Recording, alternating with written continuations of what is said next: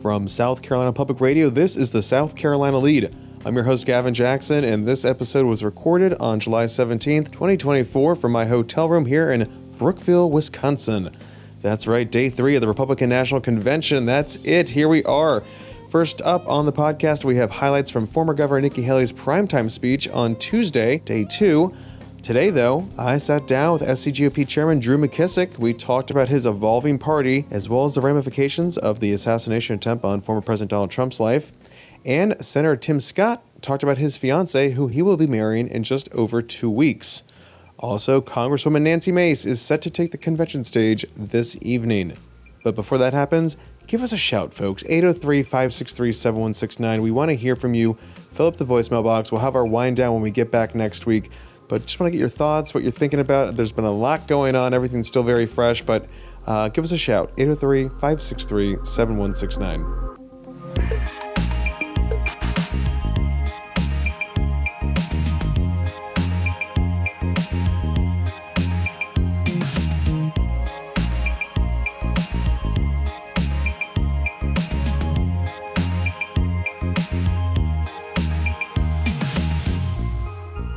Welcome to day 3 of the Republican National Convention. Thank you. Let's first, though, recap the action from day 2 of the convention right after we left you yesterday, before we get on to what's on tap today. Go ahead. Former Governor Nikki Haley spoke during one of the primetime slots along with Florida Governor Ron DeSantis.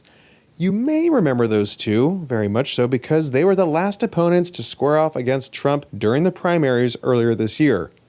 Since dropping out of that race in early March, Haley has been keeping it pretty low-key. Recovering from a year on the campaign trail, she did snag a fellowship at the conservative Washington think tank, the Hudson Institute. Her husband, Michael, who was in the South Carolina Army National Guard, returned from his year-long deployment to the Horn of Africa, and her family has taken some time to vacation and decompress from, like we said, a year spent on the campaign trail. But you will remember that Haley amassed 97 delegates during the primary. She released those delegates to vote for Trump last week and had not been invited to the RNC until announcing it on Sunday. During her speech, unity was the message Haley was there to proclaim. And while many feared she was going to be booed when she walked out on the stage, the opposite happened. I was there on the convention floor, and there was widespread applause, some scattered boos, but overall, people were pumped to see the former ambassador.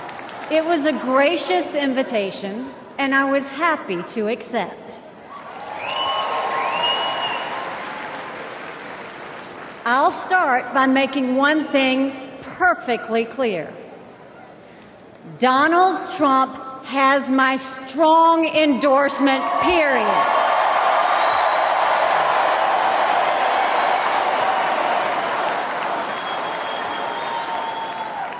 Our country is at a critical moment. We have a choice to make.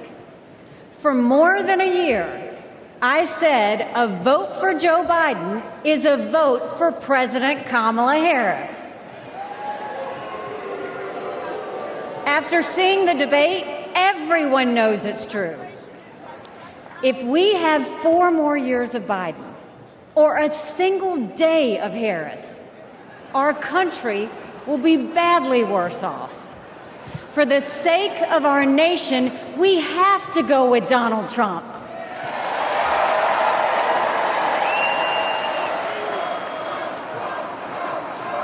But there's more to it than that. We should acknowledge that there are some Americans who don't agree with Donald Trump 100% of the time. I happen to know some of them. And I want to speak to them tonight.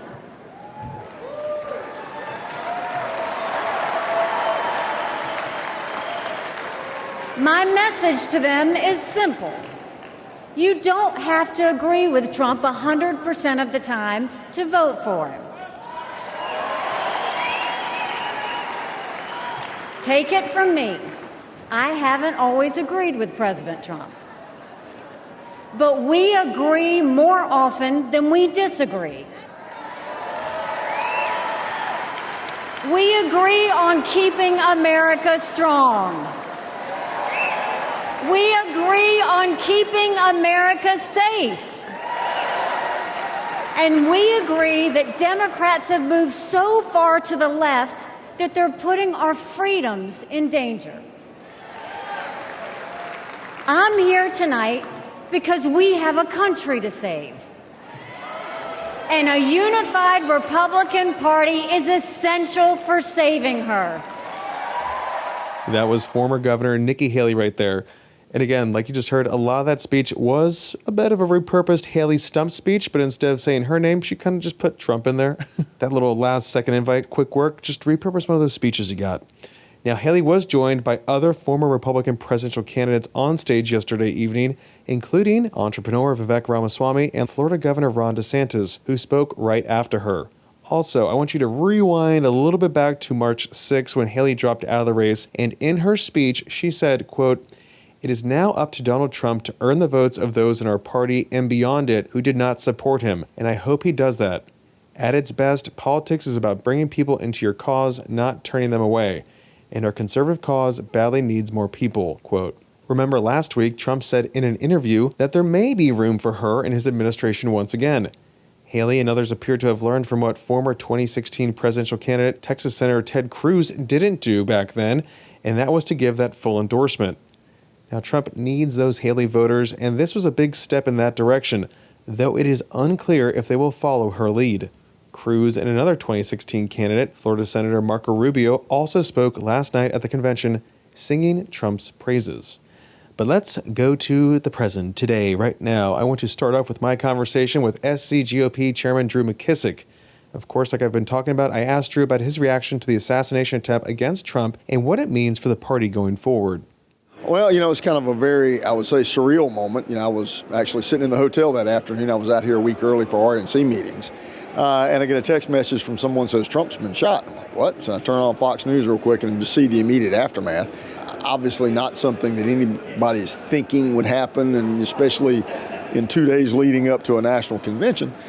And then you see that, and you see what happened, and then you see his reaction.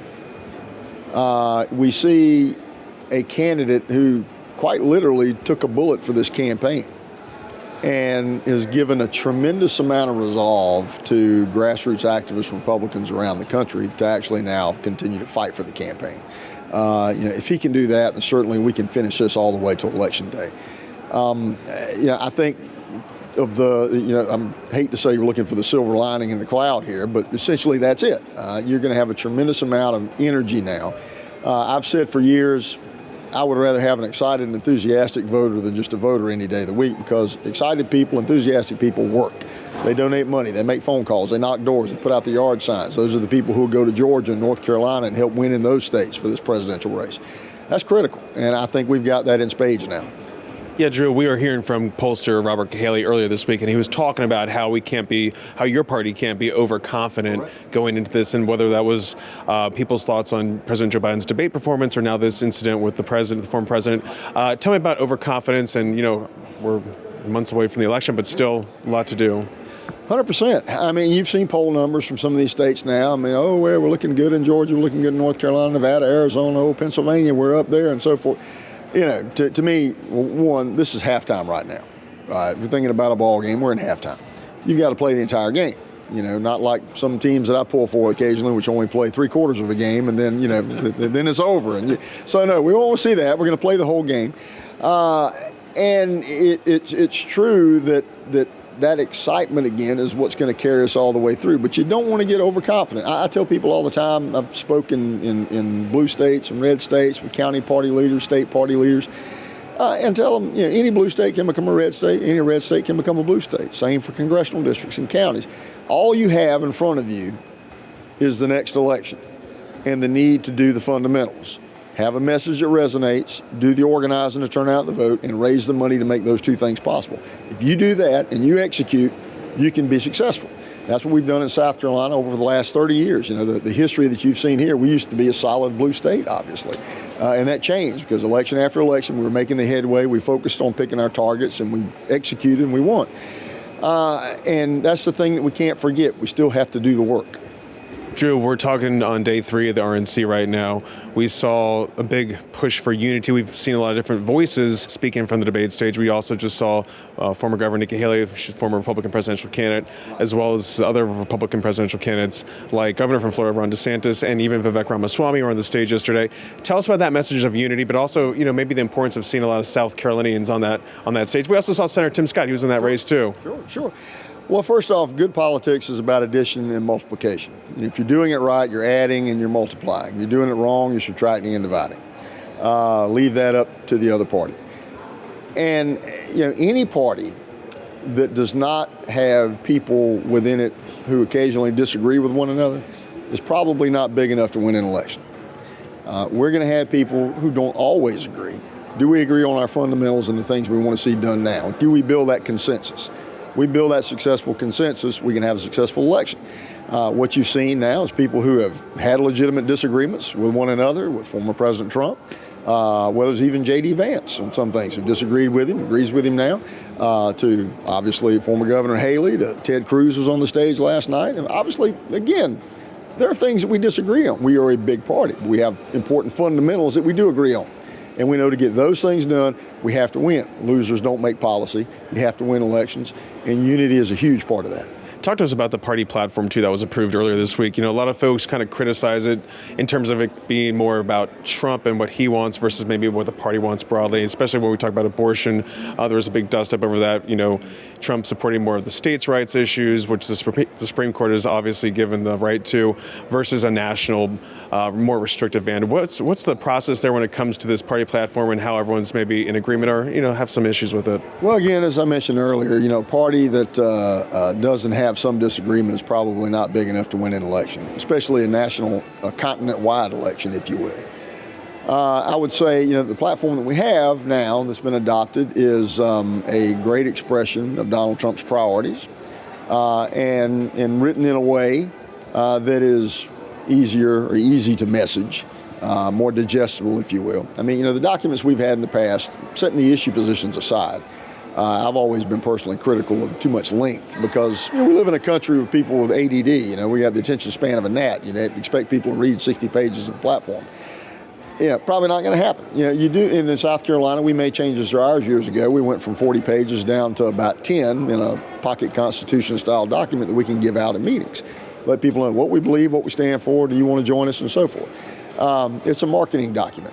That doesn't mean that I agree with every single position and that every other delegate out there agrees with every single position. Again, we've all got slight differences, and there's even there is a divergence within even pro-life leadership around the country. Well, do we want to stick with a state-by-state battle, or do we want some minimal national standard? There's disagreement in Congress about that. They'll, hash all that out after the election's over within Congress and have those conversations. But we don't do that until we actually win. Senator Tim Scott also spoke at the delegation breakfast today, which included the Kentucky delegation as well at our hotel. Big old party for this breakfast buffet. Now, Scott spoke for about 30 minutes and covered a range of topics, and at times even preached a good bit, getting the more than 150 folks on their feet. He opened, though, by urging support for the Trump-Vance ticket after he himself was considered to be Trump's running mate at one time. At the end of his remarks, he was given roses from the South Carolina Federation of Republican Women, something that he does when he attends one of the group's meetings. But he said he was going to save those roses for his fiancé, Mindy, who he will be marrying in just over 2 weeks. Take a quick listen to his remarks, and apologies for the room audio. For those of you who don't know, I'm getting married 2 weeks. If he survived the plane ride, I'm gonna give them to my fiancée Mindy, and yes. I'm learning. It's really hard for me to learn. I've been a bachelor for 58 years. I've been praying Proverbs 18:22 that he who finds a wife finds a good thing and obtains favor from the Lord for 30 years. I finally said to God, seriously, can you hear me? He responded, by the way, he said, I hear you, but you mean doing your part. I finally had to get back on my knees and pray, straighten my act up. So I will give these to my fiancé. I gotta say, if y'all keep treating me like this, I might want to run again. So let me That was Senator Tim Scott right there. Now, what's on tap today? Like I said earlier, 1st District Congresswoman Nancy Mace is speaking this evening just after 7 p.m. Eastern Time. So tune in to PBS NewsHour for that coverage, or, you can always wait for our recap on tomorrow's pod. Mace will be the last South Carolinian, as far as we know, to take the convention stage. Thanks as always, folks, for listening to the pod. Show us your appreciation by leaving us a review on Apple Podcasts or a voicemail at 803-563-7169. And you can stay up with the latest news on scetv.org and southcarolinapublicradio.org. That's the website where you can find our live updates, photos, and much more. Check out our coverage from the convention right there, southcarolinapublicradio.org. And of course, support your local newspapers. The South Carolina Lead is a production of South Carolina Public Radio. Our producer is A.T. Shire. Amy Crouch is our supervising producer. Sean Birch is our executive producer. This podcast is produced with support from PRX and is made possible in part by a grant from the John S. and James L. Knight Foundation, as well as listener contributions to the ETV Endowment of South Carolina. For the South Carolina Lead, I'm Gavin Jackson. Be well, South Carolina. How am I hearing? You're hearing fine. Remote connections. It's good. Cool. Neat.